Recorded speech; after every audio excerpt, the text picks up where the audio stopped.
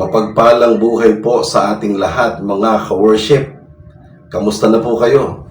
Welcome po sa Usapang Born Again. Ako po ang inyong kapatid sa Panginoon, Brother Dong Galang, at ngayon ay tatalakin naman po muli tayo ng isang paksa sa Bible na kung saan pag-aaralan po natin ang isang taong nagkaroon ng matinding karamdaman.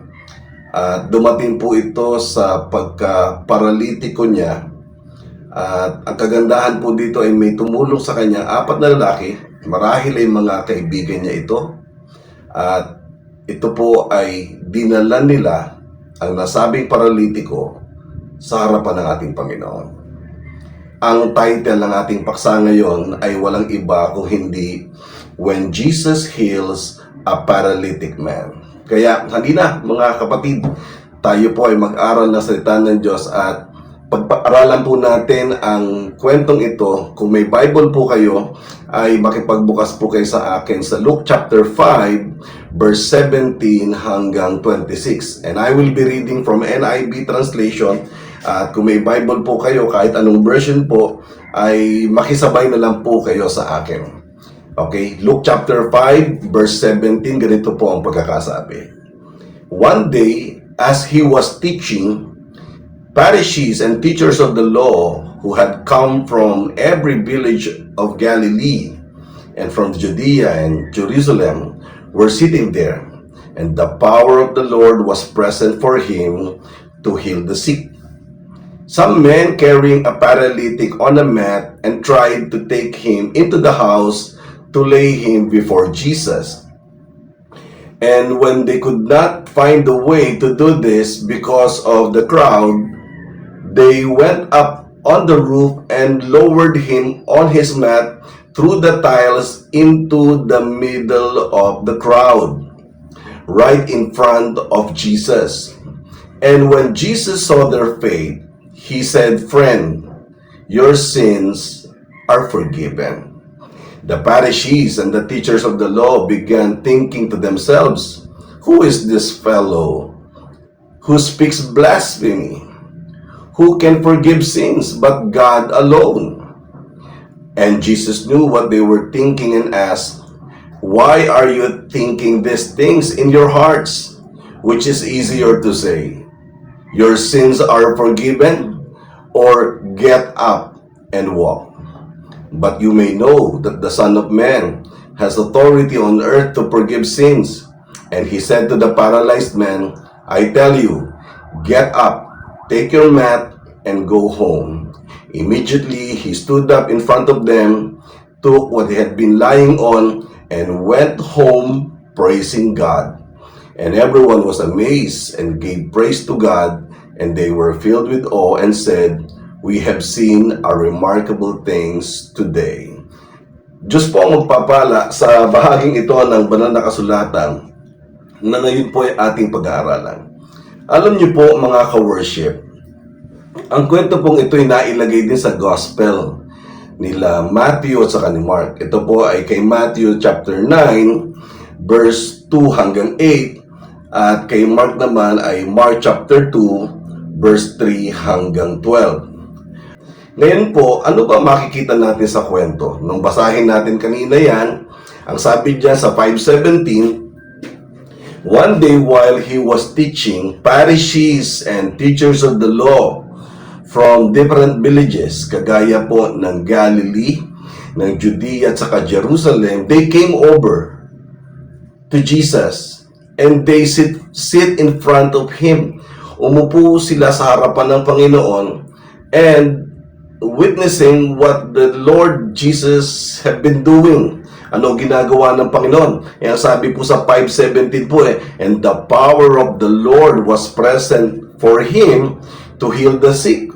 So lumalabas, that ministry is healing. Nagpapagaling ang ating Panginoon sa mga oras na yun at ang mga teachers of the law na ito, ang mga Pharisees na ito ay nandoon. Galing pa sila sa iba't ibang lugar. Galing sa Judea, sa Galilee at saka sa Jerusalem para lang obserbahan, panoorin, tignan kung ano ang ginagawa ng ating Panginoon. May mga lalaking nagdala ng isang paralitiko. Kaya lang, ang nais nila ay ipasok sana siya sa magitan ng pintuan at doon padadaanin ang kanilang kasamang may sakit. Pero because of the crowd, maraming tao sa loob, hindi nila maipasok. At nakaisip sila ng kapamaraan na kung saan ang kanilang kasama na paralitiko ay dalhin nila sa itaas, sa bubong, at binutas nila yun para maibaba mismo ang kanilang kaibigang paralitiko sa harapan mismo ng ating Panginoon. Ang problema kasi hindi nila may pasok sa mismong pinto. Kaya doon sila umakyat sa taas. At ang kanilang pong pag-akyat ay isang mahirap na paraan para ang pasyenteng ito na dadalhin nila ay matapos iakyat ay siya namang ibababa doon mismo sakto sa lugar. Kaya lang, kinakailangan pa nilang butasin ang bubungan at doon padadaanin ang kanilang kaibigang may sakit sa harapan mismo ng ating Panginoon. At sabi sa Luke chapter 5 verse 20, when Jesus saw their faith, He said, "Friend, your sins are forgiven." At dahil sa mga salitang ito na binitawan ng ating Panginoong Hesus, nag-react ang mga kontrabida kay Jesus. Kontrabida. Kontrabida yung mga teachers of the law, yung mga Pharisees. They began thinking to themselves, who is this fellow who speaks blasphemy? Who can forgive sins but God alone? Sa Tagalog po aba, sino itong lalaking ito? Sabi niya, na nagsasalita ng isang kalapastanganan. Walang pwedeng magpatawad kundi Diyos lang. Grabe. Ibang klase talaga itong mga Pariseo na to at saka mga teachers of the law. Alam niyo bakit? Wala namang sakit ang isa sa kanila. Pero ang dami-dami nila doon sa loob. Nandoon sila para mag-usyoso. Nandoon sila para magmiron. Kainis talaga mga kapatid. Alam niyo kung wala ang mga taong ito, malamang yung pasyente may pasok na hindi na kinakailangan papadaanin sa bubungan. Ang sabi ng Bible, galing sila sa Galilee, galing sila sa Judea, galing sila sa Jerusalem. Grabe, ang dami nila. Nagpunta sila roon para manood lang, manuri lang. At hanapan siguro ng pwedeng ipagkamali ni Jesus sa ministering ito na kung saan si Jesus po ay nagpapagaling. Sayang yung space na ino-occupy nila, di sana mas marami pa makakapasok sa loob. Kaya lang, paano may papasok? Kung maraming asungot, tapos kaya pala nandoon, magmamarites lang. At hindi lang magmamarites, magiging basher pa. Kagaya nun, di ba? Nung sabihin ni Jesus na, friend, your sins are forgiven. Ano, natuwa ba sila? Binabash nila yon. Sabi niya, sino to? Napakalapastangan naman. Wala naman nagpapatawad kundi Diyos lang. Alam niyo ba, pagkatapos niyan, ikakalat pa nila yan na si Jesus ay may kakayahang magpagaling kasi sinasaniban daw siya ng masamang espiritu. Ikakalat nila na demonyo ang nagpapatulong kay Jesus. Dahil ang kapangyarihan ni Jesus ay galing kay Beelzebub. Totoo yun. Mababasa nyo yun. Ikakalat nila yan. Sasabihin lang hindi galing sa Diyos ang pagpapagaling ni Jesus. Kaya lang, uubra ba sila? Hindi naman sila ang bida. Si Jesus ang bida. Kaya nga kumbaga si Jesus ay hinayaan lang muna sila. Pero pagkatapos ay sasagutin ito ni Jesus na ang magiging ending po, mapapahiya sila. Basahin natin yung 22 at saka yung 23 ng Luke chapter 5. Ang sabi dito, Jesus knew what they were thinking and asked, "Why are you thinking these things in your heart? Which is easier to say, your sins are forgiven? or to say, get up and walk. Ito ang tanong ni Jesus sa kanila. Which is easier to say, your sins are forgiven, or get up and walk? Sige nga, kayo. Kumbaga parang gano'n. Kunyari ako sa Jesus. O sige, which is easier to say? Ano ang madaling gawin? Ano ang madaling sabihin? Na kaibigan, pinapatawad na ang kasalanan mo? O tumayo ka dyan at umuwi? Sabi niya, kayo ang mga teachers of the law. Di ba? Mga teachers kayo? Doon sa tanong ko, ano madali doon? Ang patawarin siya sa kanyang kasalanan? O patayuin siya dyan, palakarin, pauwiin? Nilagay po ni Jesus ang mga kritikong ito sa isang sitwasyon na kung saan gusto nilang tuligsain ng Panginoon, pero this time, ibinabalik to ni Jesus sa kanila. Titignan ni Jesus kung ano ang kanilang magagawa. O ano? Ano isasagot nyo? Sagot! Hirap sa inyo. Hindi nyo naman pala kaya. At wala pong nakasagot. Wala ni isa sa kanila ang makasagot. Tamemi silang lahat. Ni isa sa kanila wala naman talagang kakayahan na magpatawad. At ni isa rin sa kanila wala ring kakayanan magpagaling ng may sakit. Lalo na sa kaso na kanilang kinakaharap sa kasalukuyan. Ang lalaki po ay paralitiko.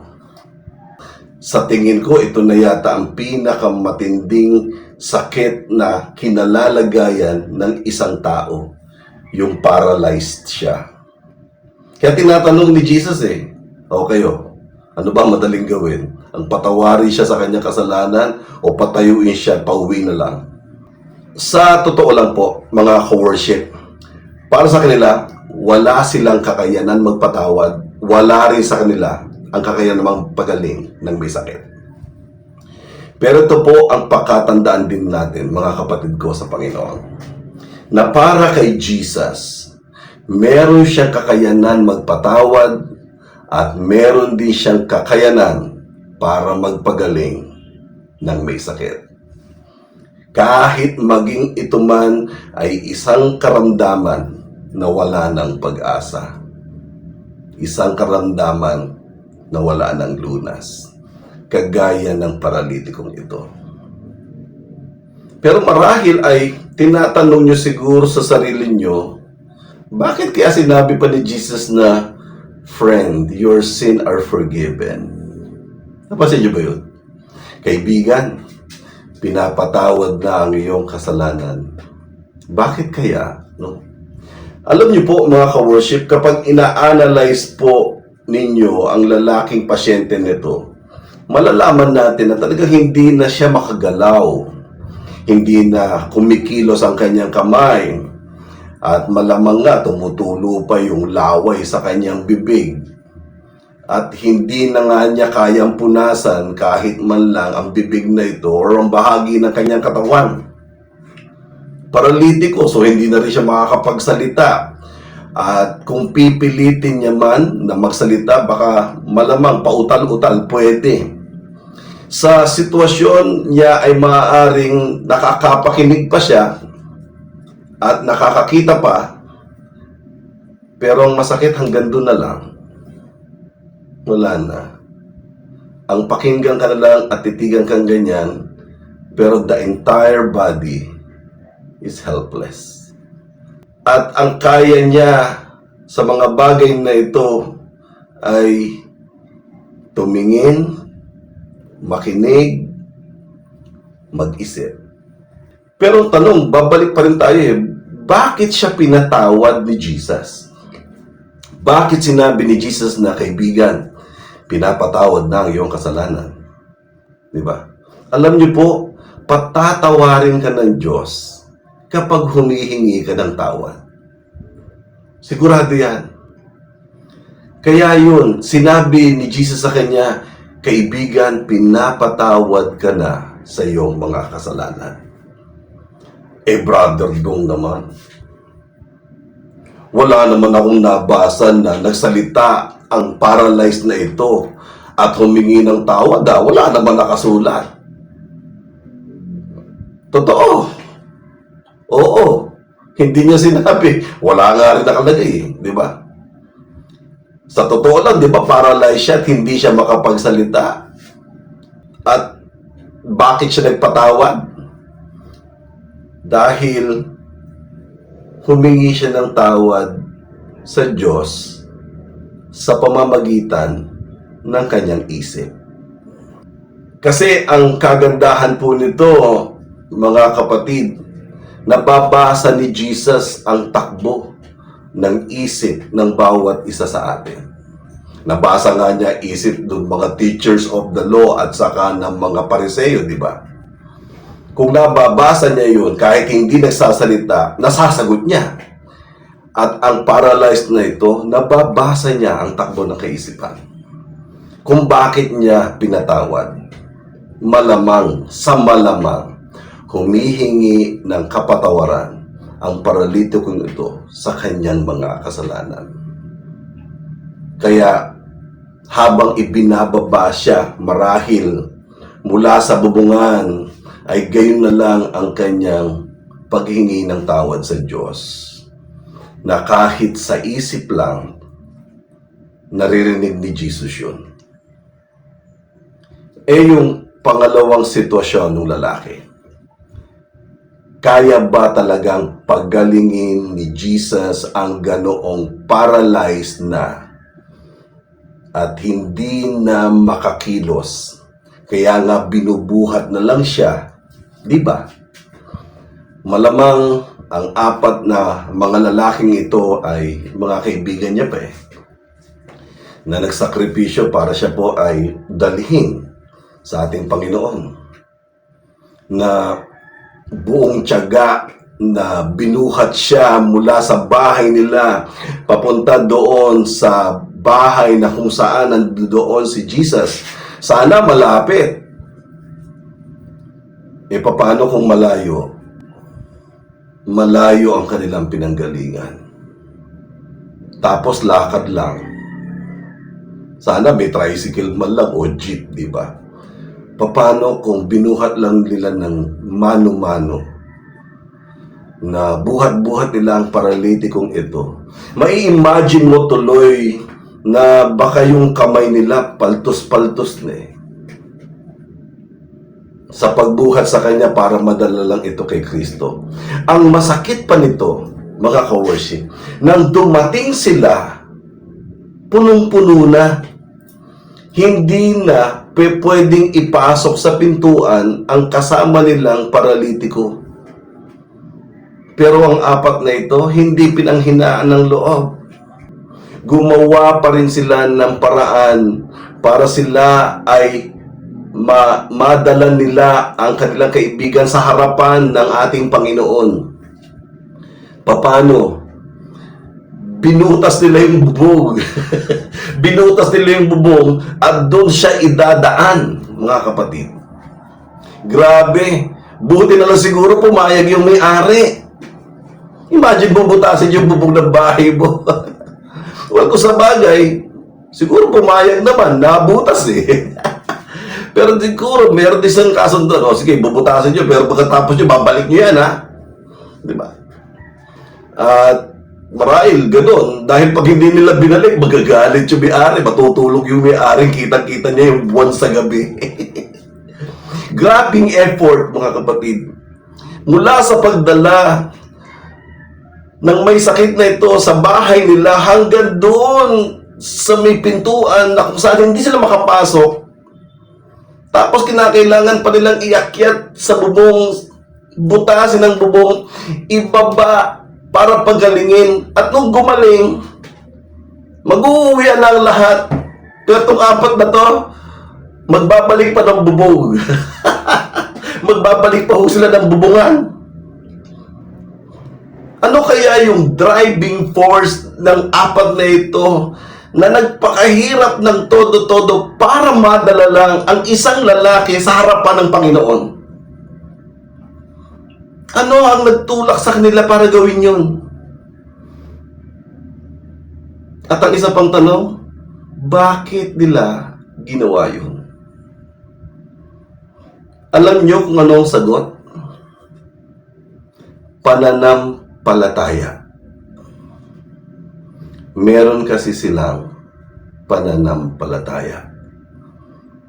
Bakit nila nagawa ang ganong kahirap na bagay?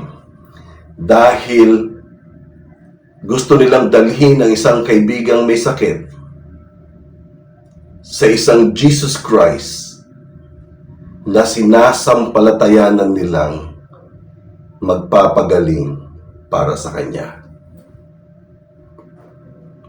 At nagawa nila yun.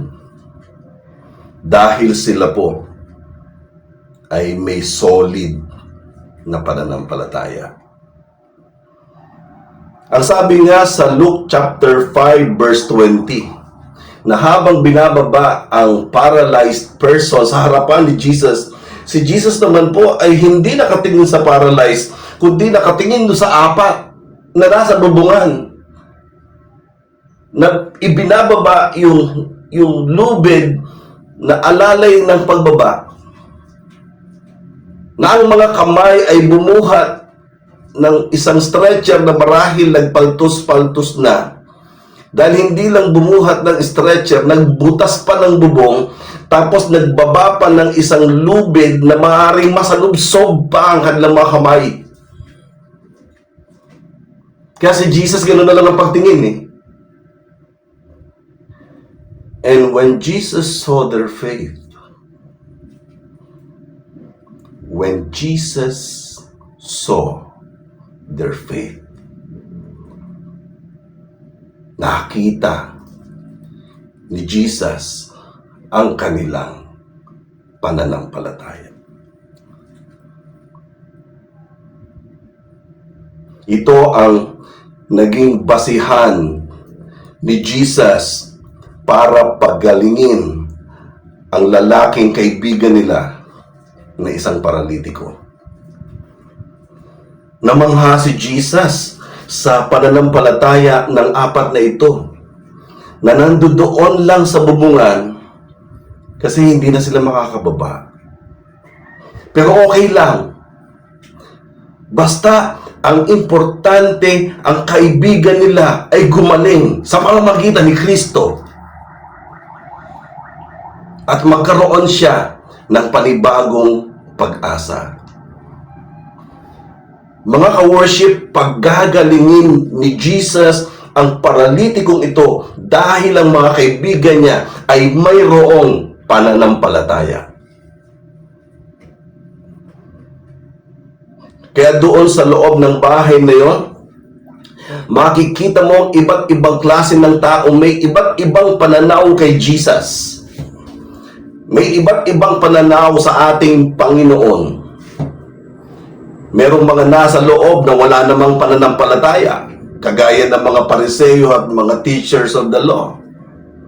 Meron naman nasa bubungan, pero buong buo ang kanilang pananalig at pananampalatayang hindi natitinag. At merong isang paralitiko naman na pinatawad ang mga kasalanan dahil malamang sa malamang siya ay nagsisisi at humihingi na ng tawad sa Diyos. Kaya pinatawad ni Jesus ang kanyang kasalanan. At dito, masasaksihan ng lahat, ang paralitikong lalaki ay kakausapin ni Jesus.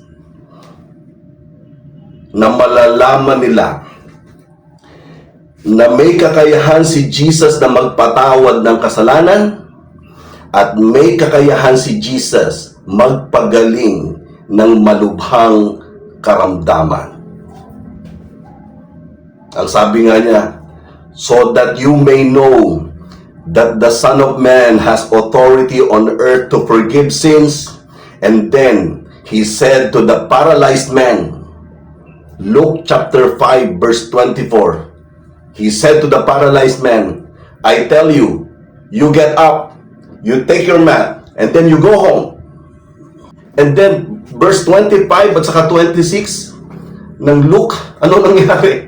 Immediately, the man stood up in front of them, took what he had been lying, binitbit niya yung kanyang banig, and then he went home praising God. Hallelujah! Hallelujah! And everyone was amazed and gave praise to God. They were filled with awe, and they said to one another, we have seen a remarkable thing today. Yung totoo, grabing kapangyarihan ang mga salitang lumabas sa bibig ng ating Panginoon. Grabe. Kasi ang ganitong klaseng sakit, sa totoo lang po, wala na to. Hindi na to gagaling. Grabe, mauubos pera mo dito. Mauubos ang kayamanan mo dyan. At hindi lang yun. Ang gamutan po dito ay dadaan sa mga tinatawag na physical therapy. Aabot yan, pinakamahina, mga 5 taon. 5, 7, 10. Pero hindi gagaling ng totoong ganap na paggaling. Makakalakad, paika-ika, baka makakapagsalita, pero pautal-utal. Dahil ang ganyang klaseng sakit, dadaan pa nga sa mga swimming pool. Palalakarin po yan kasi paralyzed eh. Na ang process matagal. Mamasahihin o operahan, paiinumin ng kung ano-anong mga gamot. Tapos isa-session kahit nasa bahay na. Dahil magka-crutches pa rin yan. Tapos sasabihin, magaling ka na. Magaling na ba yan? Meron pa siyang hinahawakan ng mga baston. Pero kay Jesus, iba. Salita lang. Isang salita lang. Tumatalab. Tumatagos. Bumabaon. Nagpapagaling. Salita lang. Sapat na para magkaroon ng panibagong kinabukasan ang lalaking dinala na isang paralitiko. Yung bang tatayo ka na, mabubuhat mo pa yung gamit mo, tapos uuwi ka pa, tapos tuwang-tuwa ka, palundag-lundag ka, pasayaw-sayaw, pakanta-kanta, na nagpupuris pa sa Diyos. Grabe talagang kapangyarihan ito. Walang siyensya ang makaagawa nun. Walang medisina ang makakalagpas sa kakayahan ni Jesus na segundo lang ang kailangan. Salita at pangungusap lang ang bibitawan. Gagaling 100%. Hallelujah. Ano yung aral na matutunan natin dito sa kwento, mga kapatid? What do we learn from the story? Ang kwentong ito isentro natin kay Jesus mismo. Na si Jesus mismo ang pinakabuod ng kwento. Na sa kanya nakasentro ang kapurihan, karangalan, kaluwalhatian. At ano ang maaaral na makikita natin sa kanya? 2 bagay lang. Na madali kay Jesus ang magpatawad kung hihingi ka sa kanya ng kapatawaran. Na madali lang kay Jesus ang magpagaling kung ibibigay mo sa kanya ang iyong pananampalataya. Dahil si Jesus ang sagot sa lahat ng iyong katanungan at si Jesus ang sagot sa lahat ng iyong pangangailangan. Purihin ng Diyos. Ang galing ng Panginoon, di ba? Ang galing, idol, Lord, the best ka talaga. At ano naman po yung challenge sa atin? Sa isang maikli, napakagandang kwento, punong-puno ng laman, at punong-puno ng kagalakan sa puso natin kapag nalaman natin na ganito ang nangyari.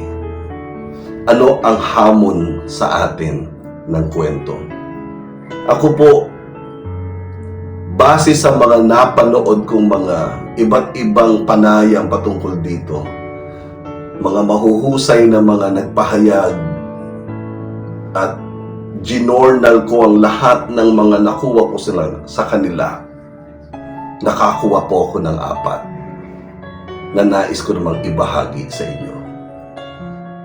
Sa kabuuan ng kwento, may 4 na bagay po akong ise-share sa inyo bilang isang hamon. I want you to take this challenge po, mga kapatid. Number 1, sulat nito kung pipili ka ng kaibigan, ang piliin mong kaibigan ay yung dadalhin ka kay Kristo. Kung pipili ka ng kaibigan, ang pipiliin mong kaibigan, dadalhin ka kay Jesus Christ. Lalo na sa mga nangyayari sa mundo natin ngayon, na kung ikaw ay dumadaan sa mabibigat na problema, suliraning, pagsubok, mga sirkumstansya na hindi mo alam kung paano lalabasan, at kinakailangan mong humanap ng kaibigan na mapagkakatiwalaan, hanapin mo sila na dadalhin ka kay Kristo. Pangalawa, kung pipili ka ng kaibigan, ang pipiliin mong kaibigan ay makakasama mo sa paglalakbay patungo kay Kristo. Kumbaga, doon sa journey of life na tatahakin nating lahat, mainam na rin na sama-sama tayo papunta kay Kristo. Na kung nahihirapan ka man, nahihirapan ako, nahihirapan sila, na mga kamay natin nagkakandapaltos-paltos, okay lang. Bakit? Kasi sama-sama tayo sa paglalakbay papunta kay Kristo. Alam natin na ang patutunguhan natin maganda. We are fixing our eyes to Jesus, who is the author and the perfecter and the finisher of our faith. Pangatlo, kung pipili ka ng kaibigan, ang piliin mong kaibigan ay yung magiging kamanggagawa mo sa pagdala ng iba pang kaibigan para kay Kristo. Pumili ka ng kaibigan na magiging kaagapay mo, kasama mo, katulong mo sa paggawa ng mga bagay na makakapag-akay kayong dalawa ng iba nyo pang mga kaibigan para dalhin sila kay Kristo. Kumbaga, tara, tulong-tulong tayo. Dalhin natin ang ating kaibigan sa church. Sama natin sa Bible study. Pag sinabing ayaw niya hindi pagtiyagaan natin. Simulan natin sa prayer. Dahil alam natin na pag ipinag-pray natin siya, who knows, bukas makalawa, pag alis natin, pagpunta ng church, baka sumama na yan. At pang-4, kung pipili ka na kaibigan, ang piliin mong kaibigan ay walang iba kung hindi si Kristo. Bakit? Kasi si Kristo hindi kanya iiwan at hindi kanya pababayaan. Sana bumaon sa inyo ang apat na hamon na ito na sa mga oras na to ay ating pagbulay-bulayan. Pagkatapos ng programang ito, balikan nyo yung kwento. Uriin nyo isa-isa ang bawat bahagdan, bawat verses, para mas lalo nyong maunawaan kung gaano kabuti si Jesus bilang isang kaibigan. Pagpalain po tayong lahat ng Panginoon. Sa buhay nating ito, alam ko naman na ikaw at ako, pinili nating best friend ay walang iba kung hindi si Jesus. Di ba?